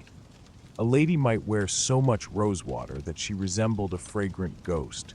A gentleman might douse himself in potent perfume and spontaneously combust if standing too near a fireplace. You don't just apply scent, you weaponize it. As the perfume settles, the stinging fades. The world seems less offended. Your fragrance is now part of the landscape, somewhere between stable and apothecary. And sure, your eyes water a bit, but that's just the scent of ambition. Finally, you concede. After weeks of subtle suggestions from your loved ones, such as positioning you downwind and speaking through handkerchiefs, you've decided to visit a public bathhouse, a momentous decision. The phrase public bathhouse suggests civility, clean marble, perhaps a potted plant. In reality, it is a steaming dungeon run by a man who appears to eat soap for entertainment, an unclean place. You hand over your coin, clutching your towel like a shield against the unknown. The air inside is warm, humid, suspiciously organic, an unpleasant air. You enter the main room where strangers sit in large communal tubs. Nobody speaks, only the splashing of water and existential dread. The water is brown, not by design, but from shared history, dirty water. You pick a corner. The water slaps against your skin as if it's punishing you for past sins. It's warm, yes, but not freshly warm. More like recycled body heat and ghostly memories. Tepid. A man next to you hums softly while shaving his chest with a rusty straight razor. You do not meet his gaze. You glance at the bar of soap on the ledge. It is communal, hairy, possibly sentient, an old, dirty bar of soap. You lather cautiously. Each movement feels overly intimate. You wash under your arms while pretending nobody else exists. A child splashes into the tub and is mildly reprimanded, not for hygiene reasons, but for disturbing the flotsam. When you're done, you reach for a towel. It isn't your towel. Your towel was stolen 5 minutes ago. The remaining towel is damp and smells of boiled wool and regret. You accept your fate. You dry yourself slowly, like a man losing hope with each pat. Outside, the air touches your skin like rebirth. Technically, you are clean, but spiritually, you are different. You have seen things, felt things, absorbed centuries of other people's decisions. You walk home in silence, your body itching, your self-esteem lagging 3 paces behind. You contemplate building your own bath or forgoing bathing altogether and embracing musk and melancholy like everyone else. The public bathhouse had done its job. You were clean, but at what cost? Scrubbed clean, or at least well cooked. You return home and retrieve your clean clothes. You use the term loosely. Victorian clean simply means not worn in the past 3 days and smelling less like soup. You remove your towel and brace yourself for the multi-layered Victorian experience. First, the underwear. They are white, or they might have been white during the Crimean War. Now they exist in a perpetual shade of laundry uncertainty. They are stiff, scratchy, and somehow smell faintly of smoke. You step into your undergarments, which feel like sandpaper tights with aspirations. Then the camise, a thick cotton garment nearly the weight of a small child, and will cling to your torso like a judgmental ghost for the next 12 hours. Next, the stockings. Wool, always wool, because nothing says coziness like dampness on your legs. You shove your feet in, navigating the old hole near your toes with the dexterity of someone who has accepted defeat but still wishes to maintain their dignity. Now the trousers. They are new, meaning no one else has sat in them since Wednesday. You hold your breath and pull them on, hoping the buttons will cooperate and the seams won't revolt. They creak as you walk. You're wearing your trousers until they surrender. Your shirt is a rigid menace. It's practically armor. The collar alone could slice bread, and the sleeves possess the flexibility of a stale biscuit. You button it with the finesse of a bomb disposal expert. One wrong move and the fabric might retaliate. Then the waistcoat, then the coat, then the cravat. Now you are wearing 5 layers of clothing, none of which breathe. Your movement is restricted to polite nods and small ceremonial gestures. You aren't wearing clothes. You are being encased, and yet you now look very presentable. By Victorian standards, you are respectable, smell reasonably pleasant, itch in at least 3 places, and your lungs are still functioning despite the snug cravat slowly restricting your blood flow to the productivity level of a Victorian. You step outside ready to confront the world, not comfortable, no, not scrubbed clean, not technically untouchable, absolutely, but clean. Let's say aspirational. There comes a time in every Victorian's day when nature calls and you, like everyone else, pretend not to hear it. Toilet is not a word spoken aloud. It is whispered, like a scandal or an unsuitable relative. The accepted term is privy, sounding sufficiently detached to imply the experience occurs in another reality, behind a hedge, next to a goose, and nowhere near your delicate sensibilities. Your house has a chamber pot. You know this. You've seen it lurking under the bed like a porcelain imp. It has flowery patterns on the outside, because nothing says romance more than relieving oneself into something covered in violets. You stare at it. It stares back. You decide. Not yet. You contemplate the outhouse. It's in the garden, meaning a full expedition through mud, darkness, and occasionally a cat fight. The outhouse itself is a wooden box with a hole in it. More existential concept than actual physical structure. No seat, no privacy, just you, the wind, and your thoughts and the scent. Victorian plumbing remains largely a philosophical debate. If you are fortunate enough to possess a flushing toilet, it's probably in a separate outhouse and powered by pure optimism. Most waste ends up in cesspools, cleaned by night soilmen, professionals who somehow sleep soundly at night, despite the literally and figuratively horrifying description of their job. You try not to think about it. You try not to breathe through your nose. You hover over the seat like a startled goat. You regret every decision that led you to this moment. You finish quickly, efficiently, emotionally wounded. Back inside, you wash your hands, or at least vaguely wipe them with a damp cloth. Soap does exist, but it's usually reserved for guests or best Sundays. Hygiene, anyway, is more about presentation than practice. You don't tell anyone what you've been through. The privy is not discussed. Nobody asks, nobody tells. It's an unspoken pact between all survivors. You return to your work. You drink less water. You tighten physically and emotionally. Because in the Victorian era, bravery wasn't charging into battle. It was holding your bladder until Tuesday.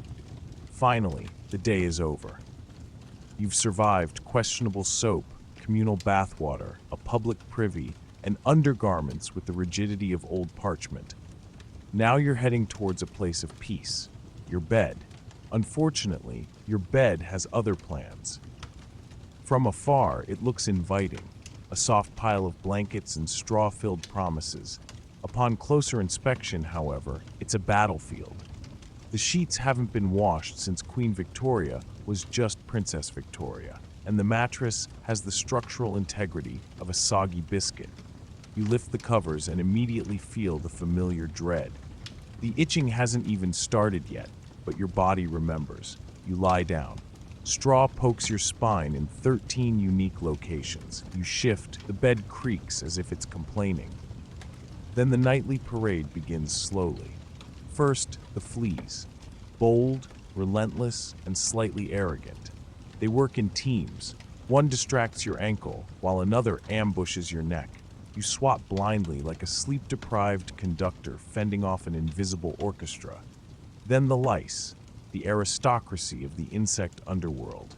They've established a small but thriving community within your pillow stuffing. Occasionally, they throw a party, and you're the main course. You try to sleep, but your body is now a buffet.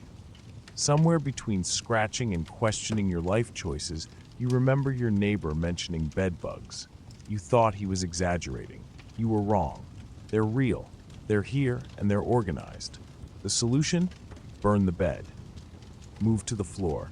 Become nocturnal. Anything but this. But of course, you do none of these things because this is the Victorian era. Everyone's bed bites. Everyone itches. Complaining would only make you seem dramatic. and God forbid a Victorian be dramatic. So you lie still, a noble sufferer in your woolen nightclothes. Tomorrow, you will dust the sheets with chalk or vinegar or crushed mint, whatever the local apothecary recommends. Tonight, you endure. Eyes squeezed shut, skin crawling, self-esteem intact. A sliver of sleep finally comes to you, not because the bed is comfortable, but because your nervous system has given up. You dream of modern mattresses, showers, and anti-itch cream. But for now, welcome to the Victorian bedtime. You, the insects, and a symphony of scratching. Bathing. Singular, weekly, ritual. An event planned with the solemnity of a royal coronation and the practicality of managing livestock. You aren't merely bathing. You are part of an intricate rotation system involving water, logistics, and questionable familial intimacy. The bathtub is metal, oval, and cold enough to trigger philosophical questions about mortality. It sits in the middle of the kitchen like a small vessel of shame. The water is lugged by hand from the kitchen, where it has been boiling since dawn. After several pitchers and a few minor back injuries, the tub is full, warm, mostly. You do not bathe first. That honor belongs to your father because he works hard and is the head of the household, which apparently allows for priority bathing in the week's only clean water. You bathe around Wednesday. By the time it's your turn, the bath water has reached a complex level of murkiness. It resembles weak tea left in a puddle. There's a distinct film on top, like the skin of old pudding. You try not to disturb it, but it follows you like shame, only slightly warmer. You undress behind a towel held up by your siblings. You hope they aren't looking. They are. You step in. The water is lukewarm, muddy at the bottom, and you instantly regret being born in the 19th century. You wash quickly with the communal bar of soap, a gritty rock that serves to exfoliate, disinfect, and inflict psychological trauma. There's a hair on it. You pretend it's yours. It isn't. Then you rinse, meaning pouring slightly cleaner water over your head and hoping gravity is feeling generous today. No shampoo. Your scalp is now despair that smells faintly of lemons. Then you dry with a communal towel. It's damp from everyone. It smells of misery. You dab, not rub, to avoid absorbing the moisture of other people's childhoods. You get dressed behind that same towel. Your siblings make faces. You try not to cry. And that's bath day. Next week, you might bathe on Tuesday if your brother gets caught swearing again. In the meantime, you rely on perfume, denial, and prayers that indoor plumbing becomes commonplace. You wake up and sneeze, possibly from dust, possibly from flea bites, possibly from the air itself, which seems to be composed in part of coal and passively aggressive fog. You contemplate seeking medical advice, not because you believe it will help, but because it's either that or crawl into your straw mattress and become one with the bedbugs. You see the Victorian physician, a man with magnificent whiskers and a complete lack of understanding of germ theory. He looks at your pale, slightly blotchy face and nods sagely. "Ah, yes," he says. Humors. Then he prescribes something vaguely like fresh air, or less excitingly, as if your body has simply chosen to misbehave out of boredom. You mention that you haven't bathed in a while. He raises an eyebrow. You don't want to be too clean, he warns. Water opens pores, which leads to illness. Dirt, on the other hand, dirt is nature's barrier. He says this while stirring mercury into a tonic. You drink it. You're not sure why. Next, he suggests bloodletting. This isn't because you're bleeding. It's because you aren't bleeding. Apparently, balance must be restored through leeches or a knife, depending on how jovial he's feeling that day. You politely decline. He frowns and suggests laudanum instead. Not all bad. He hands you a small bottle of laudanum and tells you to take as much as you feel necessary. You will feel nothing or feel everything. Either way, you will stop complaining about your cough. You ask about soap. He chuckles as if you've just suggested witchcraft. Too clean, he explains, weakens the constitution. He pats your shoulder, leaving a small smudge of coal dust. A little dirt toughens the spirit.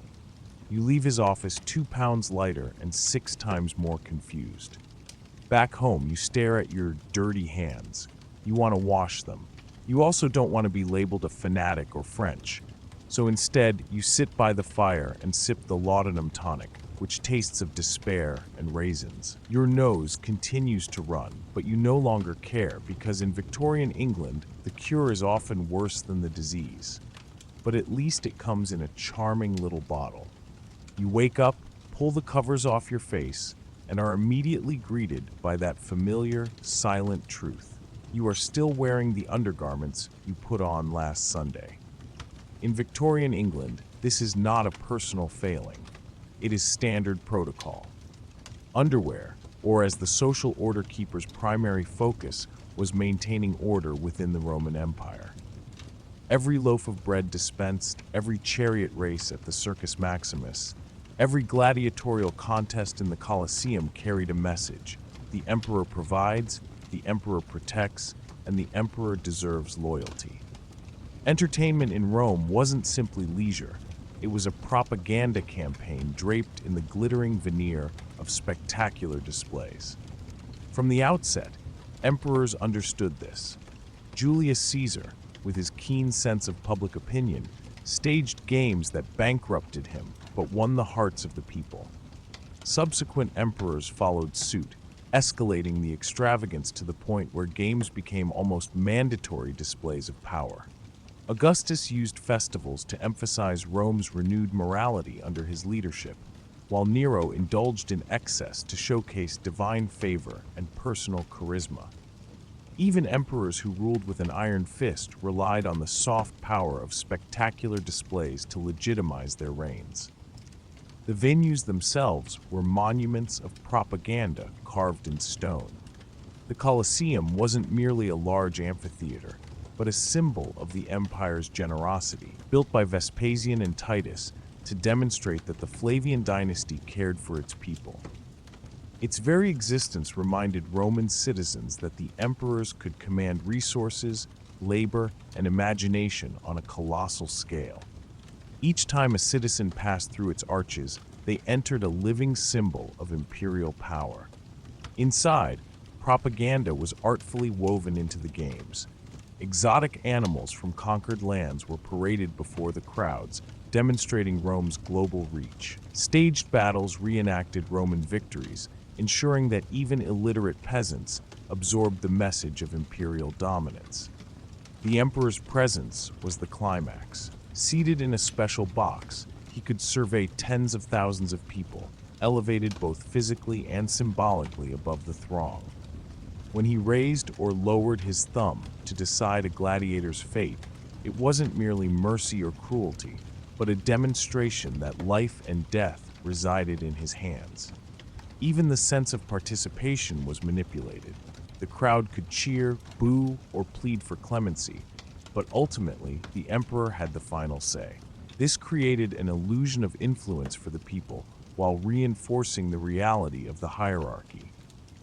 In essence, spectacular displays taught Romans to link their happiness to the emperor's goodwill, ensuring loyalty without the need for constant force. The propaganda was effective because it was entertaining. People came for the blood, the laughter, and the thrill, and left with their belief in imperial power reinforced. Through spectacular displays, Rome perfected a political trick still used in every era. Keep the populace mesmerized, and they'll forget the chains binding them. Not everyone in Rome, however, was enthralled by bread and games.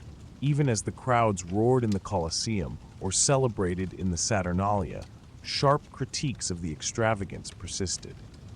To some, the ceaseless feasts, races, and spectacles weren't signs of Rome's greatness, but moral decay and dangerous dependency.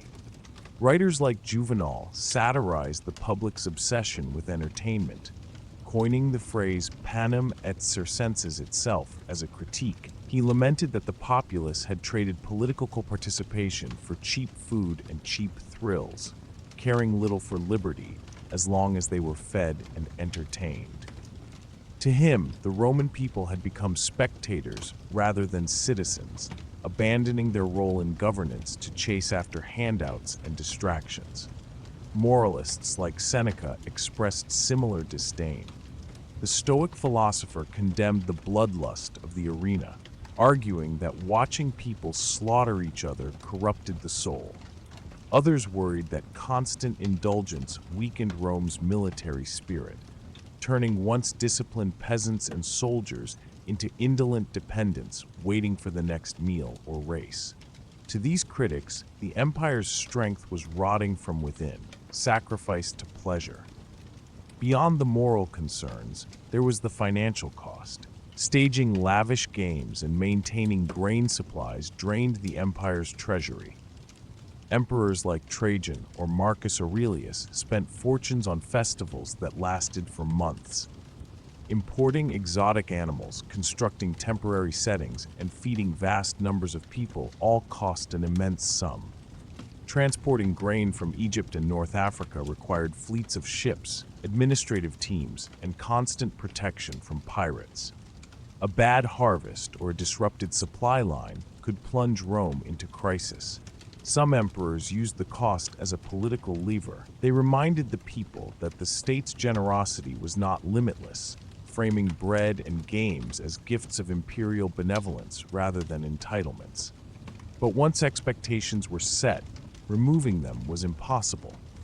Attempts to reduce subsidies or scale down games risked sparking riots.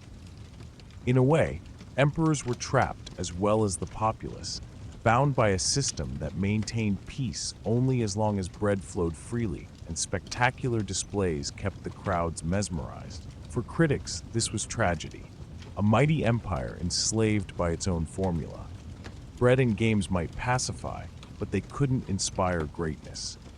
To them, it was proof that Rome's glory was being bought cheaply and at a price that would prove disastrous one day. Rome's formula of panem et circenses didn't vanish with the empire. Its echoes resonate through history, shaping how rulers, governments, and even corporations manage public opinion. The idea is both simple and sophisticated. When the people are fed and entertained, they are less likely to question authority. Rome may have been the pioneer, but the logic has proven immortal. After Rome's collapse, kings and princes across Europe funded jousting tournaments, festivals, and public feasts to appease their subjects. Bread may have given way to ale and roast beef, but the principle remained the same: lavish displays substituted for deeper reforms. In the modern era, state parades, national pageants, sporting events, and fireworks displays continue the tradition of uniting populations under distracting banners. Stadiums packed with fans are no different than the Circus Maximus. Their passions are channeled into safe and predictable outlets. The phrase "bread and games" has become shorthand for superficial appeasement. Politicians promise tax cuts, subsidies, or entertainment projects to keep constituents happy, often bypassing more difficult questions of justice, inequality, or reform. Mass media, movies, streaming services, and global sporting events extend Rome's tactics into the digital age, offering endless spectacles to capture attention. Though no modern leader openly admits it, the distraction strategy remains as potent as it was under Augustus or Trajan. But Rome's story is also a warning. Bread and games preserved peace, but they didn't prevent decay. The empire's populace grew accustomed to constant subsidization and entertainment. As corruption hollowed out political institutions and economic pressures mounted, critics then and now argue that a society focused solely on consumption and entertainment risks losing the very virtues that sustain it: discipline, civic responsibility, and resilience. Thus, the legacy of panem et circenses is a double-edged sword. On one hand, it demonstrates the extraordinary power of mass entertainment to unify, distract, and pacify. On the other, it reminds us that distraction can be a dangerous substitute for genuine stability. Roman rulers bought time with bread and games, but not eternity. Their empire ultimately collapsed, leaving the lesson that spectacle can maintain control, but it cannot build lasting strength. As we witness the roar of a stadium, the flashing screens, or governments making promises, we aren't far removed from the crowds in the Colosseum. Rome may be gone, but its formula for control lives on, quietly shaping the world around us. In ancient Rome, dining wasn't merely eating. It was a carefully staged performance. For the wealthy elite, meals became opportunities to flaunt power, demonstrate cultural sophistication, and outshine rivals.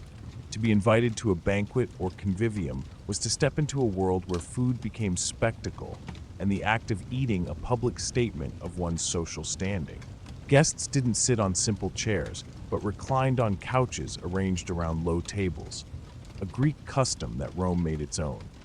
Slaves bustled about with gleaming trays, bringing out delicacies or pouring wine, while others stood ready to wash hands or refill goblets. Musicians plucked strings, dancers twirled, and poets recited verses, ensuring that the evening engaged all the senses, not just the appetite.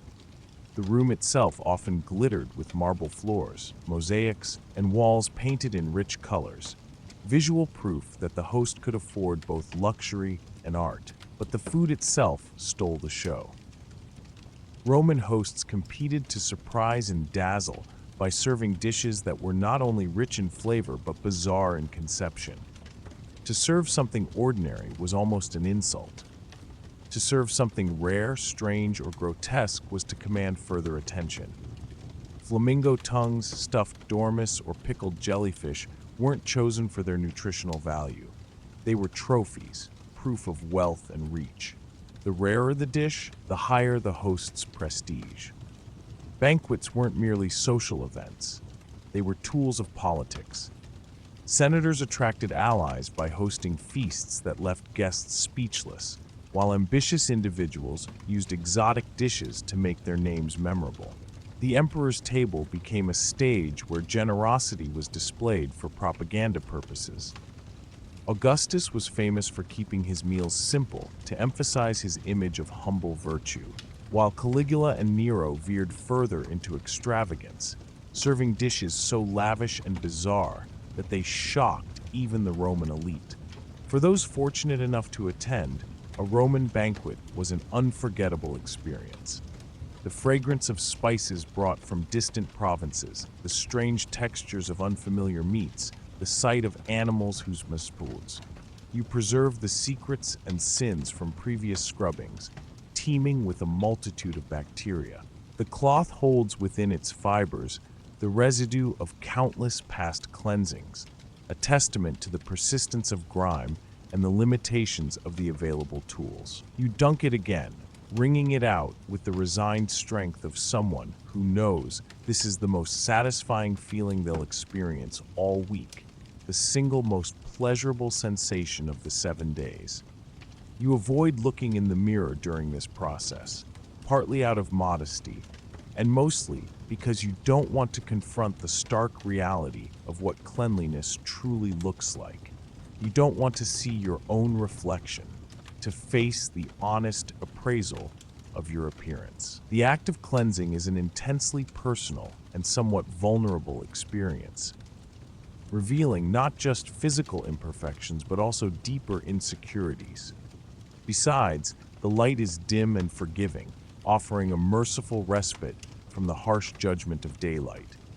A merciful softness in an age where even pores are considered top-secret information, a clandestine, hidden aspect of one's being, kept concealed from the prying eyes of society. The dim lighting allows for a moment of self-acceptance, a temporary escape from the pressure to conform to unrealistic standards of beauty.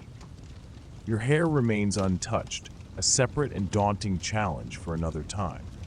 That's a separate battle entirely, a grueling and time-consuming endeavor.